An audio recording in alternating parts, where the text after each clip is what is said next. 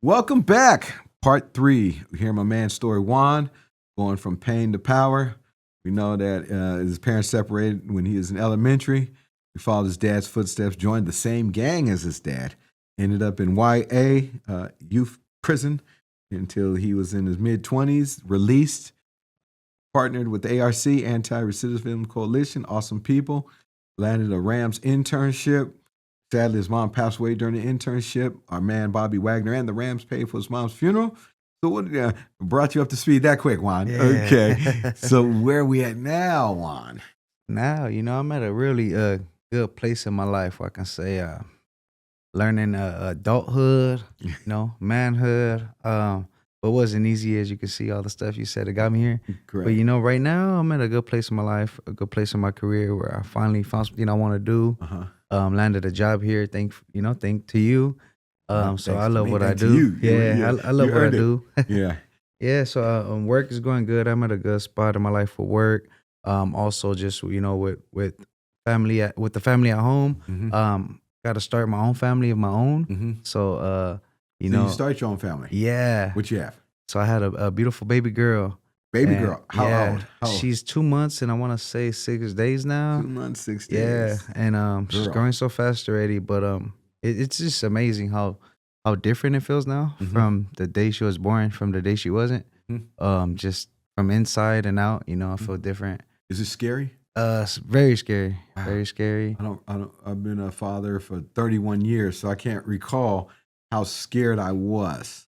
So refresh our memories. Yeah, is it scary? Go back to that. It's scary. When we say scary, what do we mean? Why is it scary? Well, I guess I mean scary in many different ways. But for me, for myself, I can say scary because I think of all those times I got taken away, right? Wow. And I'm like, damn, now that I found something I really, really like love and I want to stand for, I don't want that taken from me. So just those little things, but then scary in a way that I know one day I'm gonna have to let her go. Not in a bad way, but like let her figure out things for herself, make her own decisions. Okay. Or be held by somebody else's hand. So it's scary in that way. Like, got to make that decision one day and be grown, but it's scary because it's like, what if they're going to treat her as good as I want them to treat her? So I know now, though, what helps me deal with that is I know I got to be I'm like her first example of a male figure. Correct. So like it helps me. You got to remember. Be on my stuff now. If you do it right, she's going to want to marry someone like her dad.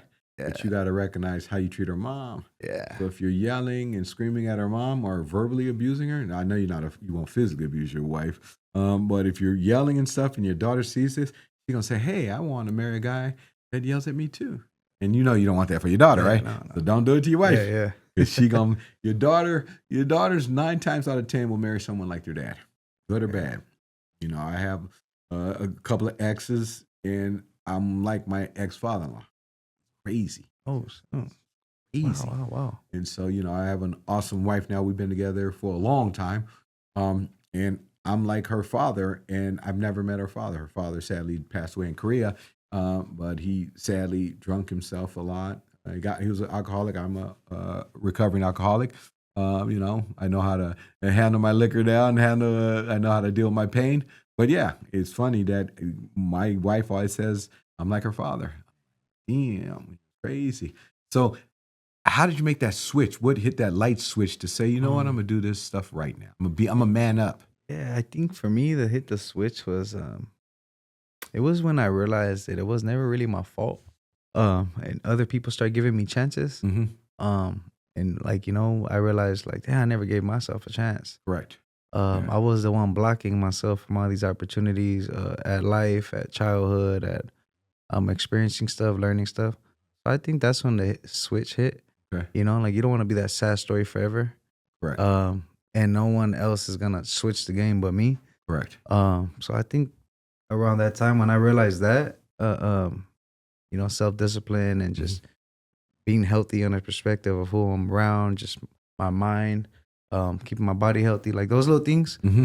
Once I was able to get control over that, I was able to like start healing myself and start moving in the right direction. Good to go. So what kind of words of wisdom can you share with our young males and young ladies who are listening to you? What would you say if you was the therapist or the counselor and Juan was on the other end? What would you say?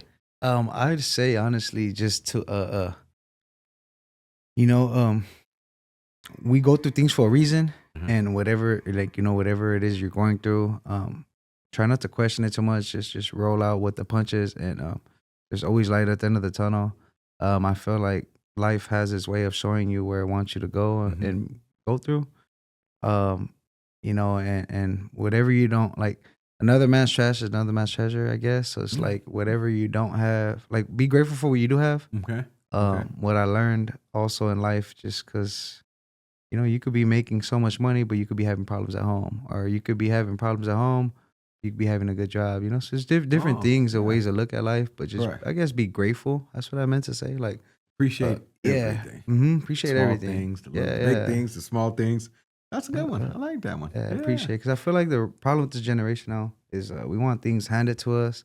We don't, and what I mean by this, because I guess I'm part of it, but I feel like I'm excluded, and I feel like I'm in an older level, but because I had to go learn that wisdom, but I'm technically like part of the generation, but I feel like this generation just wants things handed to them. They don't want to be told no, and there's a bunch of excuses. But I think if we could cut off on all that and just realize that we got to do it ourselves, I think we'll be all right. Oh, wow. You're 100% right. Yeah. We have to preach to this new generation. Nothing's going to be handed to you. Nah. Especially with this new administration. Playtime's over. The free lunches are done. They're done. You know? Which, I say it with a smile. I'm not scared. I know us folks of color, we're going to step up to the challenge. Yeah. Look where we came from. There's no new administration that can make it worse. We're already there. Yeah. It's only going to move up. We just got to figure out the game. It's a different game, some different rules right now. Different rules. But no, awesome. So I want to thank you, brother, for sharing your story. It takes a lot of courage to come up here and talk about, the moms and dads and stuff like that. But please, folks, tune in next week when we have another guest. You can see us live now. It's in video. We're excited. Juan's our first one, where our theme is 10 minutes to healing the right way. And the purpose is to have these beautiful folks share their story. Because I know when I went through trauma, I used to always think it was just me. And heck no, there's millions of us out there dealing with trauma, but we just need to know it's going to be okay. And who better than to promote it than the folks who have went through the pain, I don't want to deal with, I don't want advice for someone who had it easy, I want to hear from the Juans, So please tune in again, RightWay Podcast, where our theme once again is 10 minutes of healing the right way. On behalf of all the youth we serve, foster youth across the country, peace and God bless.